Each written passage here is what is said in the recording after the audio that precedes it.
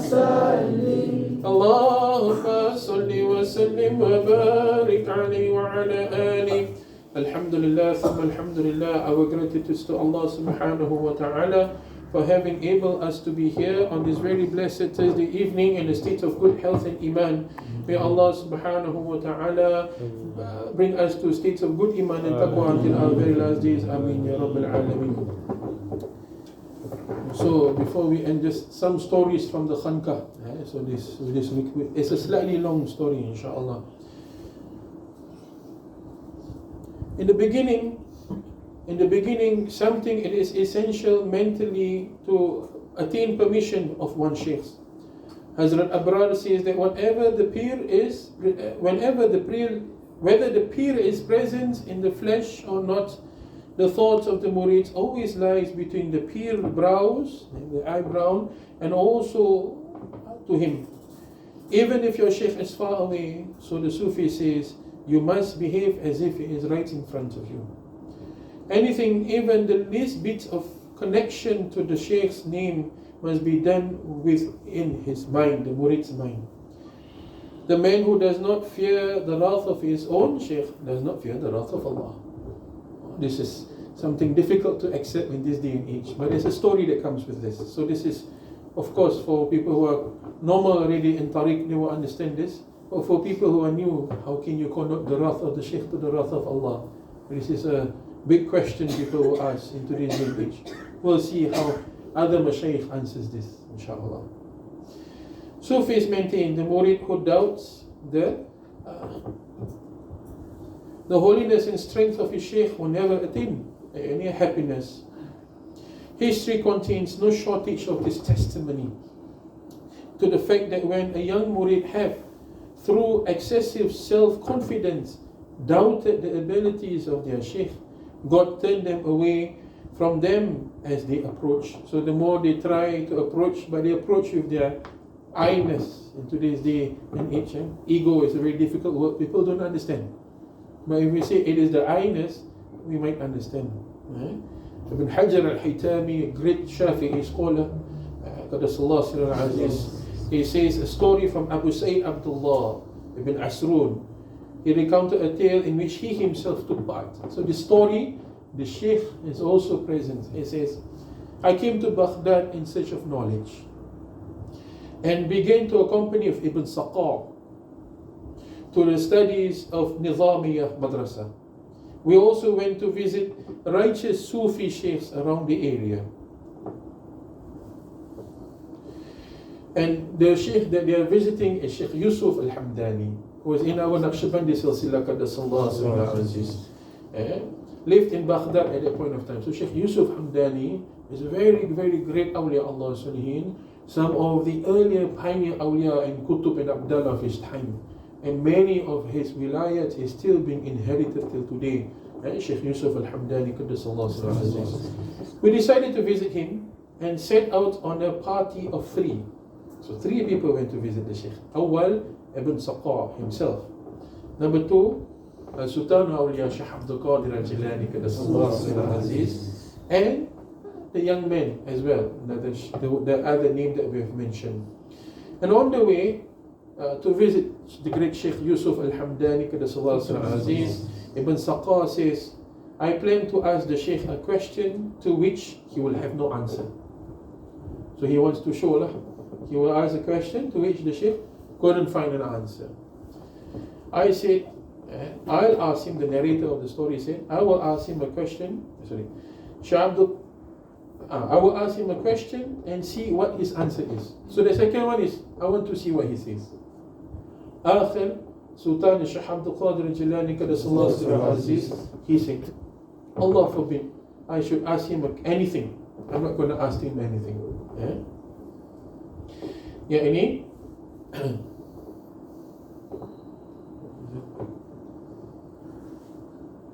I shall place myself before him and await a blessing through his glance. So the adab from Sultan Awliya Shaykh Abdul Qadir al-Jilani is that he is waiting for the Sheikh's nazar to fall on him, mashallah. We were only able to see him, and as they arrived to the place, and they waited for an hour After hours of waiting, so they waited for hours, and then the khadim comes and says, the Sheikh will see you soon. And after that, they waited for 1 hour, and the Sheikh see him. So, when the Sheikh finally came, this is the moment they've been waiting for, the Sheikh came with anger and looked upon Ibn Saqa. He says, woe unto you, Ibn Saqa. You want to ask me a question to which I have no answer? Sheikh Yusuf Hamdani said, your question is such and the answer is such. So he answered even before asking. Sheikh Yusuf Hamdani, subhanallah. I see the flame of unbelief in you. That means he says, I see the state of kufr in you. That's what the Sheikh says. Then he turned to me, O Abdullah, you want to ask me a question to see what I respond? Sheikh Yusuf Hamdani said, your question is such and the answer is such.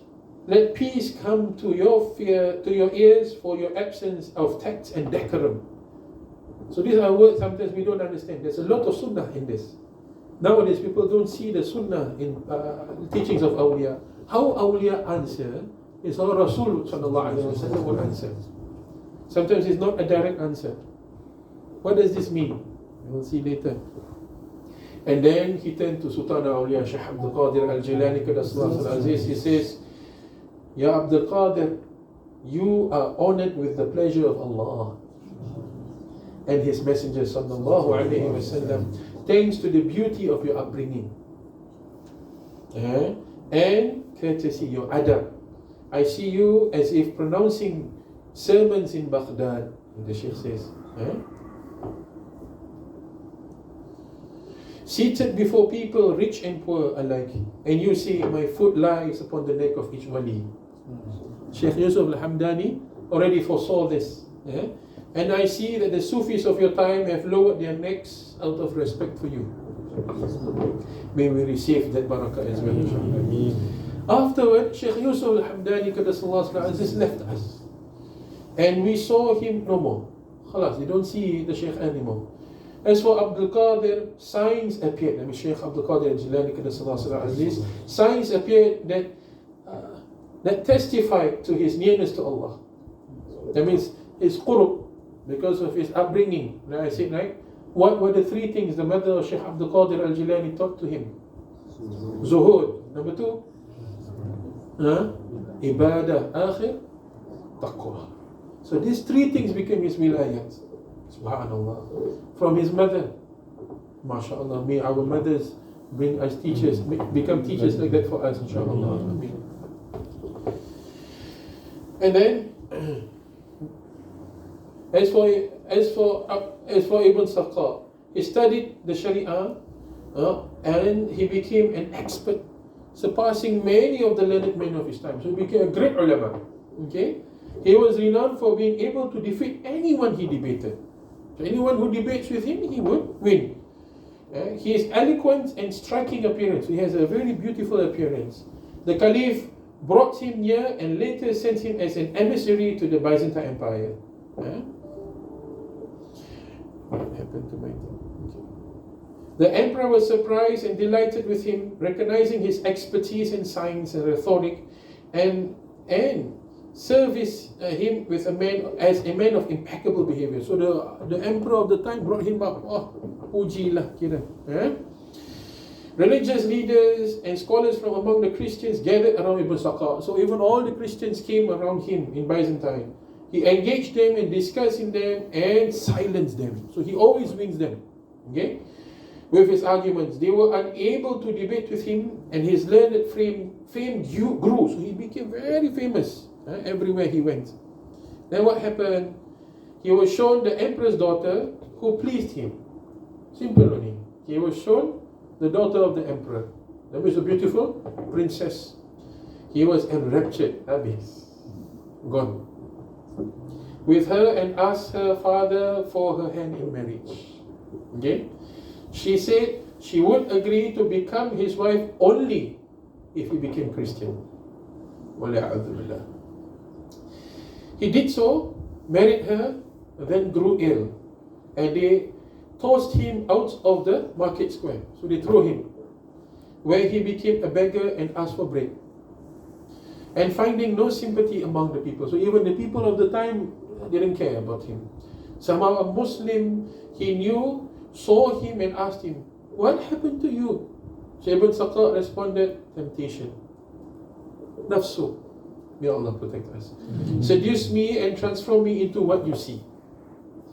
The other asked, "Do you remember anything from the Quran?" He says, Ibn Saqa responded, "Nothing but the words of Allah. Perhaps those who disbelieve will wish they were Muslims."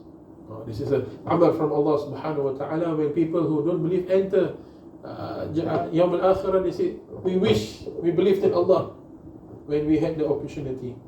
Then he said, I gave him alms, after which I saw him anew. He was all in fire in his last grasp. That means in Sakarat al-Maut, he was just very difficult. I turned him in the direction of Qibla towards Makkah, and he turned towards the east, in the direction of Baghdad. I turned him towards Makkah, and he turned again towards east. And turned him until the moment he let his spirit free. His face was turned towards the east. He repeated the words of Sheikh Yusuf al-Hamdani and knew that he had been punished by the reasons of the Sheikh's words. Heavy things. Subhanallah.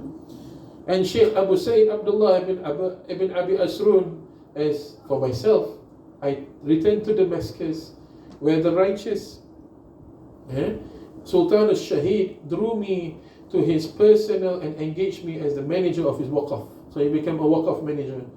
I took on his responsibility and became immersed in secular affairs. So he couldn't be close to Allah. He just work only. Much like our time today. A lot of time we spend working.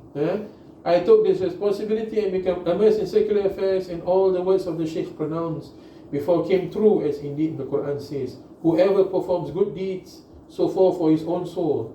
Whoever performs evil deeds, so against him." My brothers and sisters, fellow Muridins, Muhibbins, I'm not here to talk to you about the power of the Shaykh. For us here, we have Iman in that, khalas. But what can we study from this? Number one, we need to study how did Shaykh Abdul Qadir al-Jilani saved himself.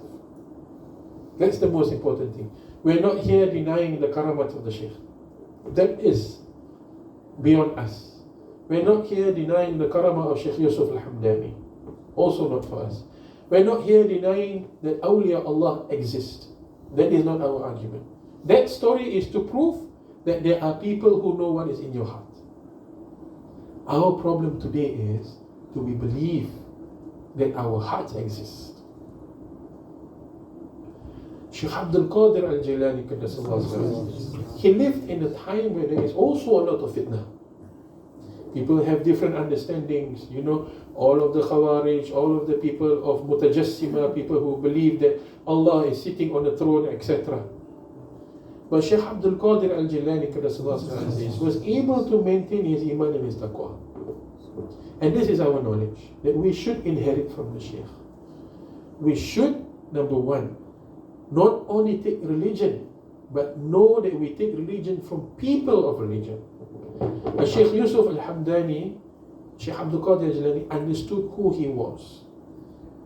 So like my grandfather used to say, hormatilah ilmu dan yang mempunyai ilmu. Respect knowledge and respect those that have the knowledge. It's not about asking us to be knowledgeable. As we've seen in the other two sheikhs, what happened? They were knowledgeable, mashallah. But did it work for them?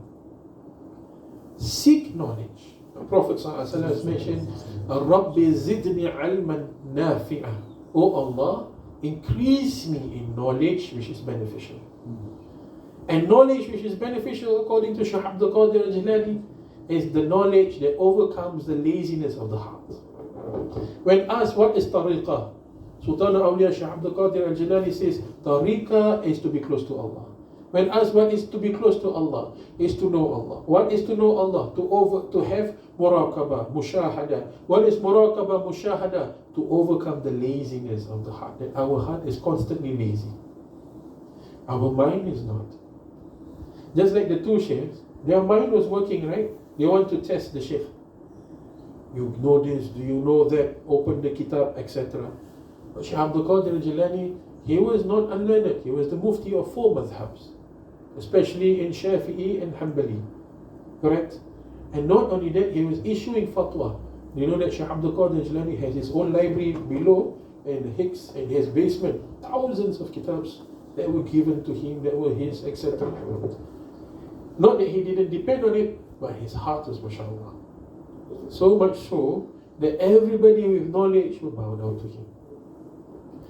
My brothers and sisters, in this day and age, where we have 1,001 people of knowledge, how do we differentiate what is right and what is wrong?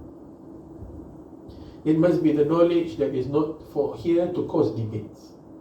One of the signs of Akhir Zaman is that the people will come and they will be what? This is what Rasul did. He did this. What is this? Debate. People will be causing confusions. In one hadith that he narrated, Sayyidina Hudhayfa al-Yamani, he came and he says, there will come a point of time when you want to take sand and you, what do you call it? Sift it. What will be left is only what? The dead, right? He said, that is what will be left of the Muslims. The not good ones only left there. And these people, he said, they will cause a lot of confusion. And when that happens, he says, they will do this, causing a lot of what? Conflicts. This is not right, that is not right. So Sayyidina Hudhayfa Yamani asked, Ya Rasulullah, what do we do? He says, at that point of time, go home, close your doors, and be the best of the descendants of Sayyidina Adam alayhi salam. Another narration, he says, go back home and tie your horses and be inside. Which means what? Take care of yourself and your Iman. This is what Majalis of Zikir teaches us. We come here, increase our Iman. Like I said, we do Zikir too. Zikir to increase our Iman. And if you have done that, Zikir to relieve yourself from the hijab between you and Allah. So that the tajalli comes in, which is also increasing the Iman. So this week we go back home. How are we going to give this Zikir to our family? How are we going to share this Zikir, this barakah to the people around us? Without causing debates, etc. This is the way Shaykh Abdul Qadir al-Jilani Qaddasallahu. But he is what? He's also very firm. If you look at the Suhbah of Shaykh Abdul Qadir al-Jilani, he's very what? Firm about one thing. All his Futuh al-Rabbani, Futuh al-Ghayb, Fath al-Rabbani, al-Malfuzat. What is his firm about? Iman. Never allow your Iman to waver. Because when we do sins, our Iman is taken away. Even if it is a small sin. Shaykh Abdul Qadir al-Jilani is such that even when shaitan wants to disturb him, Allah will send a hand down from the skies and Allah will hit shaitan onto the ground. We have not reached that wilayah yet, so what do we do? Zikr. Make sure that our hearts is not filled with dunya, especially when we're in front of people like Sheikh Yusuf al-Hamdani. We might not be in front of him now, but when we call out his name, he'll be present. And that is the kind of belief we must have in this Akhir Zaman. That when we call out Madad to all of the awliya Allah Salihin and to Rasul Sallallahu Alaihi Wasallam, they will be present. Dunya now is like this. It's very busy. Doesn't let you sleep. It takes away knowledge. Proper knowledge. That gives us what? Insight. Makes us busy with our imagination, our wahm, illusions. For a moment we think about this, another moment we think about that, then this and that. Should I do this? Maybe I should do that. Now we forget about what? The Iman in the heart. I said, Holy Prophet ﷺ has mentioned, Al-Iman ha-huna, Iman ha-huna. Iman is here, Iman is here, Iman is here. So how when we enter this place, our hearts are shaking with dunya after illallah. Illallah, we go out, dunya must be shaking when they see us. That's what Shaykh Abdul Qadir Jilani did. Dunya tried to entice him. Ask the Shaykh, why don't you test the Shaykh? Why don't you do this? Why don't you do that? Did his heart waver with anything? No.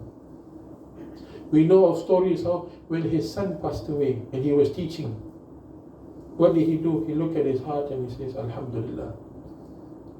When asked, why do you say Alhamdulillah? He wanted to see whether his heart was distracted by that. Yes, he did his responsibility, but his heart is something that cannot waver from Allah subhanahu wa ta'ala.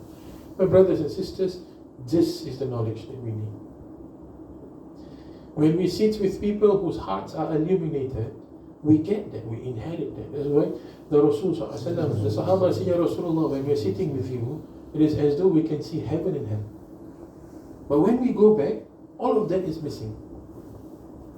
Prophet ﷺ said, if you continue to have the Iman, the angels will line up in the streets and shake your hand. Which means what? The deen. If we inherit the knowledge of the deen, you will be able to see Malakut, Jabarut, Lahut, Hahut. Because it's always existing. It is us who is forgetting. At the same time, we know how generous these people are, how loving they are, how compassionate they are. The shaitan cannot find fault with them because this is the way of the Holy Prophet. In the time where there will come a point of time where there will be so much zakat money, we don't know where to put them. For many reasons. Don't be the people of those times, but be the people whose necks are below the feet of Shaykh Abdul Qadir Jilani. Which means what? Ya Shaykh, we wish to inherit this knowledge from you. The knowledge of Iman. Tariqah is nothing but strengthening your Iman. So when we come in this week, is our Iman more than it was last week? And when we come in next week, is our Iman going to be more than it was this week? Inshallah. Go back home. Bring back this zikr. Preserve your heart so that your heart continuously calls out to the name of Allah. As we know in the Hadith Qudsi of the Holy Prophet ﷺ, Allah mentions, if my servant calls me in a majlis that is khair, I call them in a gathering which is even better. If my servant calls me within themselves, I will remember them within myself. How much value is there in calling out Allah's name in our hearts? And that's what the Shaykh did. He did not do it so that he can put himself in a pedestal. No, for 14 years he was outside of Baghdad. What was he doing? Eating scraps of food. Yet Allah fed him from Jannah and he did not eat it. He was pushing down on his nafsu. Because that is how his mother taught him. Zuhud, Taqwa, Ibadah and Taqwa. So in this day and age, these are the three things we must inherit from our Mashaykhin. Zuhud. I'm not asking you to be poor. No, I'm saying is don't allow dunya to affect you. Do your work. Have your hands, whatever you want to do, halal, yes. But don't allow it to what? Affect you. Ibadah. We're in the blessed month of Muharram. The great story of Sayyidina Hussein radiallahu anhu. How all of the Anbiyas are being given free. Through what? Their ikhtiyar in their ibadah, in remembering Allah, making sure that their hearts are not forgetting Allah. Their hearts are not lazy. And then last is taqwa. Such that we are able to preserve ourselves in this day and age. The Rasul has mentioned in the hadith, he says, there will come a point of time where there will be people who will be preaching da'i in Allah. Da'i, not da'i in Allah, da'i. But they will bring you to Jahannam. And whoever who follows them will go to Jahannam. And then the Sahaba say, Ya Rasulullah, what do we do in those times? Because in the hadith, Rasulullah also mentioned, they will speak in the language which is our language. That means they'll be from amongst us. They'll not be from people outside. Our people. Rasulullah, they asked, Ya Rasulullah, what do we do? Then Rasulullah said, that is the time you should just hold on to what you have already known. And what has our Mashaykh taught us the most important thing in Tariqah? Zikir. Connecting to your silsila. Holding on to Iman and Taqwa. Even if your Mashaykh is not there, like what they have mentioned, they will be there. Just like how disconfident the Sahaba have upon Rasulullah. The Tabi'een have upon the Sahaba. The Tabi'een have upon that. Don't be the people, like I was talking about the class just now, the people of Khawarij. What did they do? These people, they were against Sayyidina Ali karamallahu ta'ala wajhahu. So this group, the Khawarij, broke up. They have many sects, different Khawarij. Why? Because one wanted to be more than the other. One wanted to be more Khawarij than the other. People are crazy. So what happened was, one of this group of these people, they went out and they bought like a cow or something, like a sheep or something. Ternakan. They didn't buy it, they stole it. They stole it, they brought back, and the clan said, this is haram, you cannot eat this. Okay, so they went back, they bought one. Came back, on the way back, they saw the child of a Sahaba. The child of the Sahaba. So the Sahaba's child was already married and her wife was already pregnant. So, I forgot there's a child here, I forgot. And then, so this Khawarij people asked, what do you think of Sayyidina, what do you think of Ali? And then they said, Sayyidina Ali is our fourth caliph, a great leader of ours, and we follow him and the companion of the Prophet. Immediately he murdered the fella and the wife as well. He was concerned about the food, whether it's halal or not, or was he concerned about the people he killed? So do you think people like this inherited knowledge? It starts with small things. And that's where the ego is very, very, it wants to be on its own. Aku je betul, I'm the only one that's correct. And we see this in the Khawarij. May Allah protect us. And slowly we're seeing this. Some of the signs of Akhir Zaman is that people become very what? Very extreme. Only I'm correct, you are shirik, this is kufur, this is bid'ah. I'm not saying any group, but people behave like that. It begins with questioning knowledge for the wrong reasons. Going back to the story.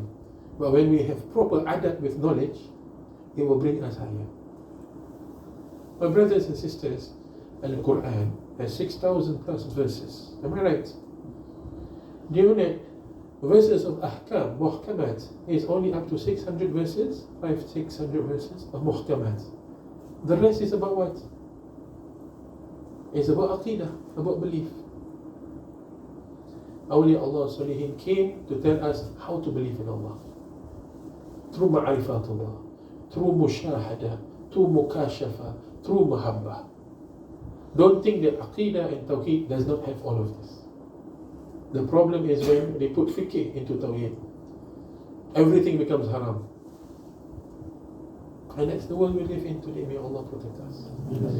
So may Allah grant us knowledge, like how He has granted Sultan Awliya Shaykh Abdul Qadir Al-Jilani. May He protect our hearts, like how He has protected the heart of Sultan Awliya Shaykh Abdul Qadir Al-Jilani. May He open the way, like how He has opened the way for Sultan Awliya Shaykh Abdul Qadir Al-Jilani. May He raise us like how He has raised Shaykh Abdul Qadir Al-Jilani. May He always put us in the presence of great people, like how He has placed him in front of Shaykh Yusuf Al-Hamdani. May He protect us from all of the whisperings of the people around us. And the people that are causing all of this waswasa within us, so that we're able to live in a life of peace and taqwa, so that we're able to protect ourselves and our family from all of this fitna, and be steadfast in the way of La ilaha illallah Muhammadur Rasulullah sallallahu. May our hearts be illuminated with the kalima.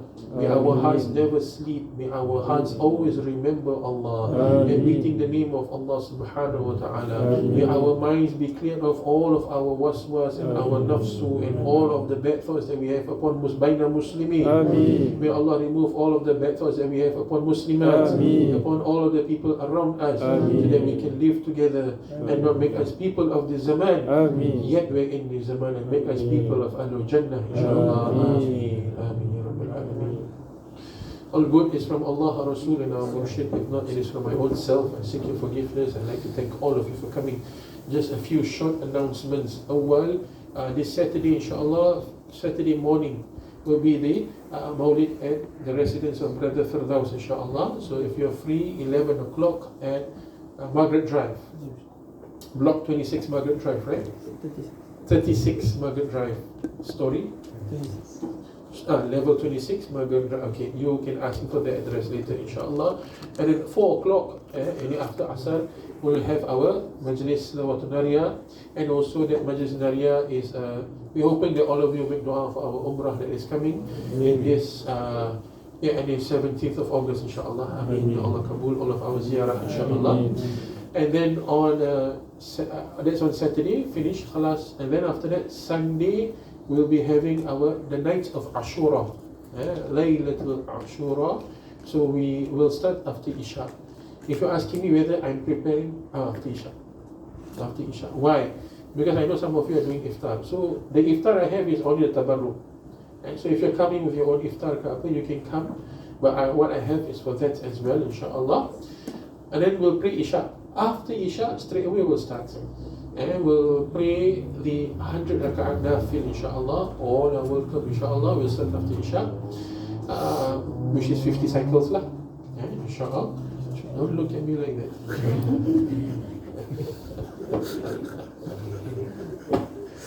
Can lah, inshallah. If we don't know, we can do everything. Okay. You be around? Oh, okay. If you find it difficult to do sujood in this carpet, bring your own orthopedic sejadah. I'm not joking. Bring your own so that you can do whatever sujood you want to do. You get what I'm trying to say? If you cannot do standing, sit. So that you can sit and at least get the fadilat of the night, inshallah. Don't ask me what's the benefit. The Shaykh says it's good, we'll do lah. Anyway, we have so many missing prayers and all these kind of things. May the sunnah catch up whatever we've missed with Allah and Rasul. Okay. And then after that, Monday morning, I'll give you what to do that you can do at home for Yawm al-Ashura. Okay? And then, lepas tu, kita akan jumpa for Giarmi. We'll try come back after Maghrib, inshallah. That means we'll prepare a bit of iftar. I mean, it's the tabarruk. I'm not getting anything special, okay? So it's the iftar that we have. And then we'll start with our Giar. If we have time, we'll do Qutbiyat lah, inshallah, together with the 12 raka'ats, etc. Depending on what we get for that day, inshallah. So that is the upcoming ibadah for the next few days. So drink a lot more, 100 plus, inshallah. And bring your orthopedic tu. At least must try and do once in our lifetime. You know, Sheikh Jahannain, one day he does 4,000 raka'ats. And yet, he can still serve the ummah, help people, 4,000 raka'ats. Then he says, after I became a bit older, I do 2,000 raka'ats. After that, I became a bit more older, I do 1,000. And in my last years, I only do 100, only 100 raka'at a day. When he is old, he did 100. And this is a man who is known that every Thursday, he would fly from Pakistan to Medina. That time, no aeroplane. They were talking about 600-700 years ago. More than that. How did he do that? Allah will give us the strength and the time to do that. We just need to make niyyah. Any ibadah you want to do, you just need to make niyyah. Even if you don't do it, you get the reward for the niyyah, inshallah. Tapi don't every day like that lah. Tomorrow I want to wake up for tahajjud. Oh, I niyyat already. Wake up 8 o'clock. Alhamdulillah. Like that also cannot. That one is not only you do tahajjud, you langgar, finish. Fajar also finish. Then you wake up, go to work. Don't do these kind of things. May Allah protect us. And one of the signs of Akhir Zaman is what? People will not pray their 5 times daily prayer. They will be missing. And bit by bit, because of the taking away of knowledge, bit by bit, this 5 times daily prayer is missing. Because people don't know how to pray. People don't know which way to follow, etc. So knowledge is important. May Allah not make us those people, but make us people who tell people the importance of prayer. So why I'm doing this is so that we relieve back the importance of salat, the importance of prayer, the importance of sunnah, the importance of important days in Islam, inshallah. Ameen. Ameen ya Rabbil Alameen. All good is from Allah and Rasul. If not, it's from Fakir. I seek your forgiveness till we meet again. Assalamu alaikum wa rahmatullahi wa barakatuh. We'll do our Isha, so please clear them.